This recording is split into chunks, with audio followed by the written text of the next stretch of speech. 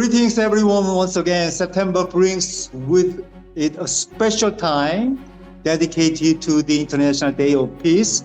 But let's dive deeper and connect it to a profound vision, the vision of one family under God, the vision of one global family under guiding light of God, grounded in deep spirituality, bound together by principles of human rights and freedom. This month-long celebration is not just about diplomacy, it is about nurturing a collective consciousness that sees every nation and every person as part of a grand, interconnected family. It is about recognizing the divine spark within each of us and the spiritual thread that unites us all. The core of this day is all about understanding that peace is not just the absence of conflict, like Dr. Te mentioned. It is the absence of divine love, compassion, and freedom. It is about embracing the spiritual dimensions of our existence and applying these principles to promote human rights and freedom for all. To bring this vision to life, there are a host of activities, discussions, and events that explore the intersection of spirituality, human rights, and freedom.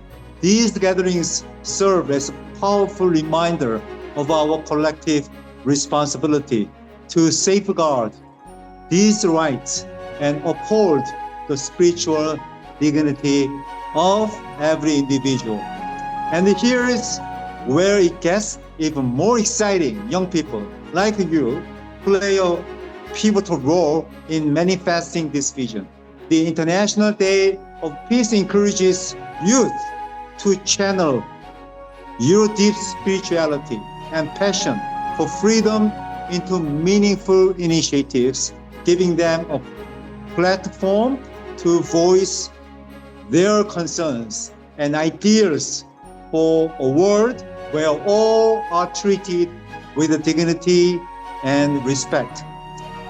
In line with this transformative vision, the Global Peace Foundation Philippines, alongside its youth arm and the collaboration of SM Cares, recently concluded Global Youth Summit. This summit was a beacon of hope, igniting the flame of unity and spirituality in Mall of Asia Music Hall, and then carrying it through Cagayan de Oro, Iloilo City, and finally culminating in this serene city of Baguio on September 2nd, 2023. So let's unite in the spirit of one family under God, where deep spirituality, human rights, and freedom reign supreme. Together, we can illuminate the path to a more harmonious and peacefully enriched world. Ladies and gentlemen, it's an absolutely pleasure to reintroduce Kier, a true embodiment of youth leadership in the Philippines today. Kier is a remarkable individual who has been at the forefront of driving positive change and inspiring countless young minds. Here, we would love to hear your insights on the Global Youth Summit, GYS. Could you tell me more about what GYS represents and its significance in the context of the youth empowerment? Kier. Thank you very much for that introduction, Kuya Ingel.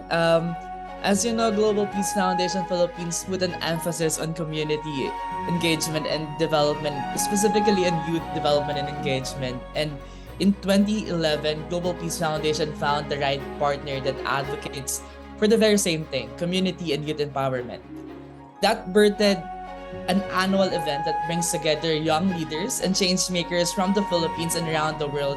This summit aims to empower and inspire young people to become active agents of positive change in their communities and to contribute to global peace and development. That's what Global Peace Foundation is aiming to be, and a platform for everyone to try to look for the advocacy that really resonates with what they want to do in life. So Global Peace Foundation and with its partner SM Cares provided an avenue for everyone to have an adventure, a platform, a stage where they can learn about their advocacy and about themselves. And this year we went to 4 different locations to reach a lot more people, to reach a lot more young people, inspire a lot more young people to do the same, take the initial step to change the narrative in their communities. Thank you, Kier. You mentioned about GYS 2023 was monumental event with a turnout in 4 different locations across the Philippines. Could you share some highlights and key takeaways from these locations and perhaps shed light on the impact GYS has had on its partners and collaborators? How has it strengthened the youth's role as leaders and change makers in the Philippines? Certainly, Kuya, it's my privilege to share about the history and the journey of Global Youth Summit and with its partner SM Cares and Global Peace Foundation here in the Philippines. We started as a small gathering of youth leaders, youth advocates, trying to beat a world record for the biggest peace sign around the world. It started a symbol of peace for young leaders to advocate more and engage more in their communities, and has become an avenue for young leaders, an annual event for young leaders to gather, to take action, and to have different perspective, to share their narratives and share their advocacy to one another. It has become a platform for young leaders to find an advocacy that resonates with them, a platform that provides opportunity for young people to enhance their leadership skills and abilities. It empowers the youth by taking an active role in addressing social issues, promoting peace, and making positive impact in their communities. It also creates a platform for young leaders to network, share ideas, and collaborate on projects and initiatives. And most importantly, it encourages you to get involved in community service and volunteer activities that addressing pressing social and environmental challenges. And this year, we went to different locations because we thought it's high time for us to share this opportunity to those communities that are far from the usual hotspot of youth advocates and young leaders. We went to the 3 major islands of the Philippines, from Luzon, Visayas, Mindanao, and going back to Luzon. We started the Global Youth Summit 2023 in Manila, to where we usually doing the Global Youth Summit every year. Then we went to Cagayan de Oro to share this opportunity to our brothers and sisters in Mindanao. We went to Iloilo as well to share it with our sisters and brothers in Visayas. And we got back to where the youth leaders gather usually, in Baguio and Luzon. Through these actions that we take this 2023, we reach a lot more young people who deserves opportunities for upskilling like this, like what Global Youth Summit offers for young individuals. Hi, Kier. I'm just curious, what's the plan for GYS 2024? Thank you for that question, Dr. Actually, Global Youth Summit, with its current partners, are thinking of expanding Global Youth Summit and bringing it to different localities, more than that we did this year. We want to gather young leaders, organization, may it be school-based or community-based organization, to handle and bring the banner of Global Youth Summit in their communities. We are planning to give away grants and help this organization, may it be, like I've said, school or community-based organization, to stage up their own Global Youth Summit in their own localities. We're targeting to have 100 Global Youth Summit in the next year. We're starting already to gather a lot of interested partners to be part of the Global Youth Summit 2024, bringing in the banner of Global Youth Summit of SN Cares of Global Peace Foundation in their communities. Wow, amazing target. And you mentioned about the partners, and who actually the partner of Global Peace Foundation for this GYS? Because we believe that collaboration is important, right? Yes, the collaboration really is very important. And for the last 11 years that we're doing Global Youth Summit, I've mentioned one of our biggest partner, SM Cares. But this year, through our expansion to different provinces, we managed to partner with local government units, with Department of Education, which supported a lot of our local events here in the Philippines. Department of Education really brings in the people that participates in this kind of events, because they also gives an emphasis on providing young leaders not only book smart education but also experiences that can help them in their leadership position in their daily lives specifically. So we also partner with the National Youth Commission, which is the youth arm of our government here in the Philippines. They also give trainings and programs for upskilling for youth. So we've been part of one of their program in Baguio, which is the last leg of Global Youth Summit this year. We also partner with the local agencies and local government units in different provinces that we visited this year. So we're looking forward to partner with a lot more organizations, with their LYD or the local youth offices in different provinces, and with the National Youth Development Office as well. We're looking forward for the support of the NSDP group, PISNE, the Philippine Society of NSDP Educators and Implementers here in the Philippines, and with the hundreds of university that gives their interest in participating with next year's Global Youth Summit. Wow, Kia, I can see the scale of your program, and so sustainable and lasted for so many years, and you involve so many partners. That's so amazing.